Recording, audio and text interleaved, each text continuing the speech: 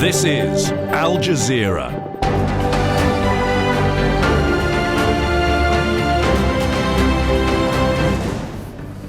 Hello there, I'm Halla Showreel with the Al Jazeera News Hour coming to you live from Doha. Coming up for you in the next 60 minutes, the US sends more troops to secure the evacuation at Kabul airport. Afghans, desperate to flee, crowded the airport terminal and runway as military aircraft took off and landed. You can even see there some of them clinging desperately to the sides of that American aircraft as it took off. We have correspondents in all the affected regions from Baghdad to Seoul. But first, let's start with Adrian Brown. He is in Hong Kong for us. Adrian, China is throwing everything they can at this outbreak. Are there any signs that it's starting to come under control? Well, we begin with breaking news. Prince Philip, the husband of reigning British monarch Queen Elizabeth II, has died. He was 99 years old. We're just going to bring you these live and exclusive pictures here. A fairly stunning turnaround of events in Kabul. You started the day certainly with the news that the Taliban fighters were surrounding the city. Now they're inside the presidential palace. We're going to keep our eyes closely trained on this. There we are, another strike on that tower. And the tower has come down. Who's abducting 100,000 children in China each year? And how was a cult where paedophilia, murder and torture were commonplace allowed to operate in Chile for nearly 4 decades? At True Crime Reports, a new video podcast from Al Jazeera, we'll investigate these stories from the global south and beyond. True crimes that often haven't reached the headlines in the West. I'm Halla Showreel.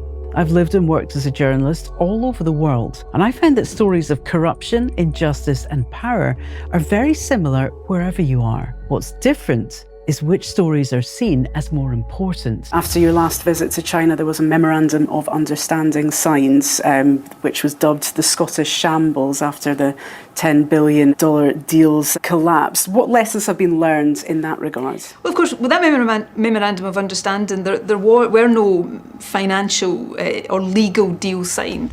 The stakes are high across the UK, and here in Scotland, the scene is set for compelling political drama.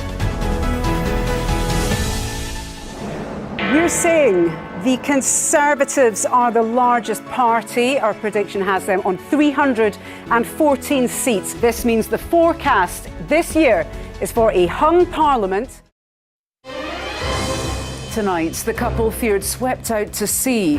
The search is suspended for a second night after their car is washed up on a beach near Stranraer. I'm John Mackay in Glasgow.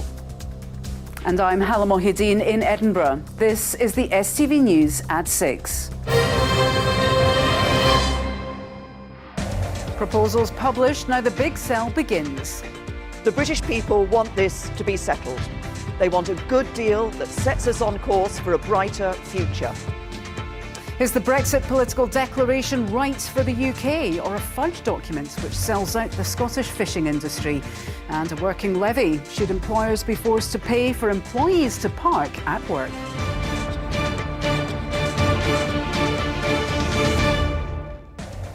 Well, last week the Brexit withdrawal agreement was published, and the 585-page document set the House of Commons alight. Today, another draft text was published, the political declaration between the UK and the EU, to define the future relationship going forward. Well, the Prime Minister defended the blueprints in the Commons, but as expected, faced opposition from across the chamber. To our Westminster correspondent, Harry Smith. Harry, the Prime Minister appears to be holding the line in Brussels, but it looks like it's going down like a lead balloon with the Tories here. That's actually a very good description of what's happening here. Well, our political correspondent, Ewan Petrie, joins us now from George Square. Ewan, is there any prospect of this being resolved before staff walk out?